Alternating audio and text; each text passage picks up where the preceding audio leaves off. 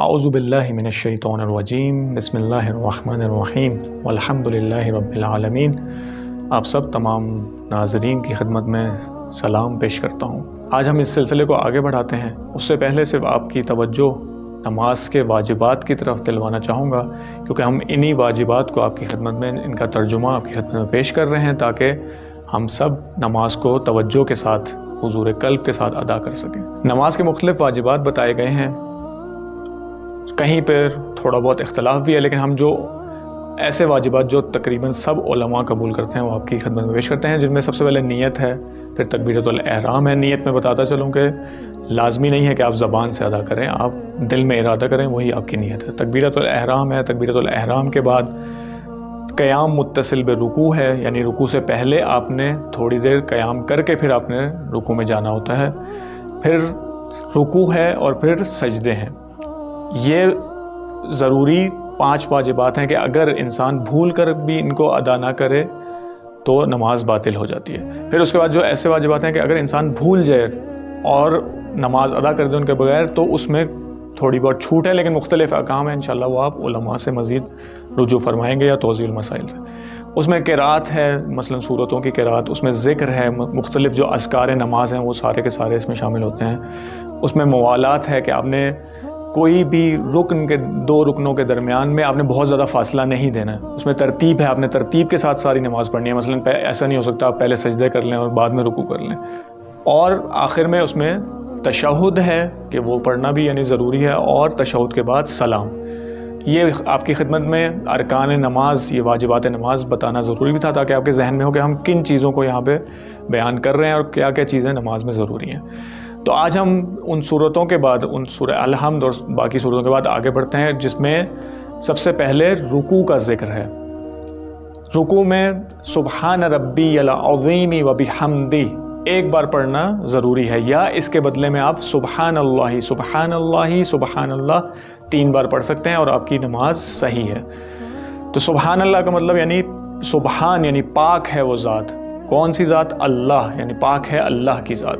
تو یہ بہت ہی سادہ اور سمپل ذکر کہ ہر انسان اس کا ترجمہ ذہن میں رکھ سکتا ہے۔ اس کے جو بڑا ذکر جو پڑھا جاتا ہے سبحان ربی العظیم وبحمدہ، سبحان یعنی پاک ہے وہ ذات، ربی یعنی میرا رب، عظیم یعنی بہت بڑا عظیم، سبحان ربی العظیم وبحمدہ، اور آخر میں وبحمدہ یعنی یعنی اور وبحمدہ یعنی حمد اور تعریف بھی اسی کے لیے، یعنی سبحان ربی العظیم وبحمدہ کہ اللہ کی ذات یعنی پاک ہے وہ ذات، اور جو عظیم ہے وہ بھی حمد اور حمد اور تعریف بھی اسی کے لیے ہے۔ پھر رکوع کے بعد جو ایک ذکر مستحب ہے پڑھنا، اور اس کو قیام کی حالت میں آپ نے پڑھنا، یعنی آپ حرکت کی حالت میں اس کو نہیں پڑھ سکتے۔ سمع اللہ لمن حمدہ، سمع یعنی سنتا ہے، اللہ یعنی اللہ، اللہ سنتا ہے، لمن یعنی برائے یا کے لیے، من یعنی جو کوئی، حمدہ یعنی جو کوئی بھی اس کی حمد کرے، حمدہ یعنی حمد کرے۔ تو سمع اللہ لمن حمدہ یعنی اللہ تعالیٰ سنتا ہے لمن حمدہ جو کوئی اس کی حمد کرتا ہے۔ اذکار کے ترجمے کو آگے بڑھاتے ہیں، جس میں ہم نے پہلے رکوع بیان کیا اور رکوع کے بعد سمع اللہ لمن حمدہ۔ آج سجدے میں جو ذکر پڑھا جاتا ہے سبحان ربی الاعلی وبحمدہ، تو سبحانہ کا مطلب جیسے کہ خود رکوع میں بھی بیان ہوا کہ پاک ہے وہ اللہ یعنی اللہ، سبحان ربی الاعلی، اعلی یعنی عظیم ہے، برتر ہے، بلند ہے وہ ذات یعنی اللہ کی ذات، وبحمدہ اور اسی کی تعریف ہے۔ تو تقریباً وہی رکوع سے ملتا جلتا ہے، صرف اس میں اعلیٰ کا لفظ تبدیل ہے۔ تو پورا ترجمہ یہ ہو جائے گا کہ سبحان ربی الاعلی وبحمدہ یعنی پروردگار کی ذات پاک ہے، عظیم ہے، اور اسی کے لیے ہماری حمد اور تعریفیں ہیں۔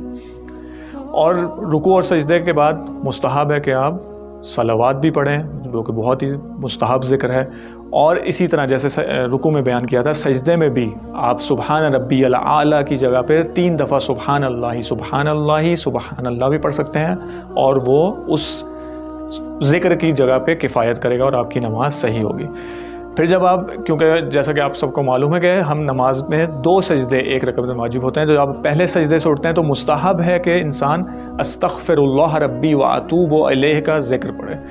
تو اس استغفر اللہ ربی واتوب الیہ کا ترجمہ پیش کرتے ہیں۔ استغفر اللہ یعنی میں استغفار کرتا ہوں، کس سے؟ اللہ یعنی اللہ سے۔ کون ہے وہ اللہ؟ ربی میرا پروردگار ہے، میرا پالنے والا ہے، واتوب الیہ اور توبہ کرتا ہوں، الیہ یعنی اس کی طرف، تو یعنی میں اپنے پروردگار سے، اس اللہ سے استغفار کرتا ہوں اور توبہ کرتا ہوں۔ پھر دوسرے سجدے کو انجام دینے کے بعد جب انسان کھڑا ہوتا ہے تو مستحب ہے کہ اس کھڑے ہونے کے دوران ایک ذکر کہا جائے، بحول اللہ و قوت و اقوم و اقعد۔